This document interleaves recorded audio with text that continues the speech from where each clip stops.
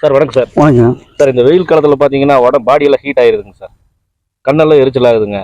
அப்போ சின்ன சின்ன கொப்பளமாக வரலாம், சூட் கொப்பளம் மாதிரி வருதுங்க சார். இதை பாடியை குளிர்ச்சி பண்ணுறதுக்கு யோகாவில் ஏதோ ஒரு வழிமுறை இருக்குங்களா சார்? டெஃபினட்டாக இருக்குங்க. யோகாவில் வந்து சீத்தலை, சித்காரி, சதந்தா. சரிங்க சார். சீத்தலை, சித்காரி, சதந்தா அப்படின்னு 3 பயிற்சி இருக்கு.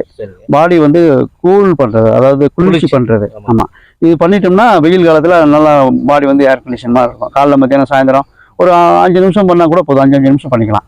ஒரு வேளை பண்ணால் கூட போதும். 20 ரவுண்டு 15 ரவுண்டு அந்த மாதிரி பண்ணிட்டோம்னா நல்லாயிருக்கும். இப்போ பண்ணி காட்டுறேன் பாருங்க. நாக்கை வந்து பைப் மாதிரி பண்ணிட்டு அது வழியா மூச்சு இழுக்கணும். இழுத்துட்டு இழுத்துட்டு மூக்கு வழியா விடணும். இதனால அல்சர் கூட சரியாகும், அசிடிட்டி எல்லாம் சரியாகும். அந்த மாதிரி நல்ல ஒரு பயிற்சி. இந்த மாதிரி நாக்கு வழியா இருக்கணும், மெதுவாக இருக்கணும். இழுத்துட்டு இழுத்து மூக்கு வழியா விடணும். ஆமா, இதுக்கு பேரு சீத்தலைங்க.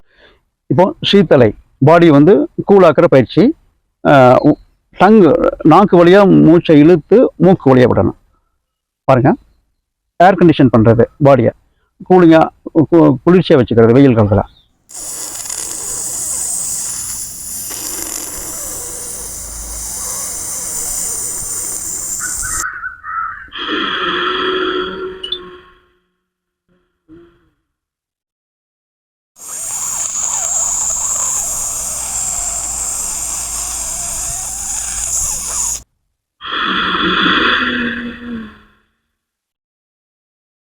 இது மாதிரி ஒரு 6 தடவை 10 தடவை ப்ராக்டிஸ் பண்ணிக்கலாம்.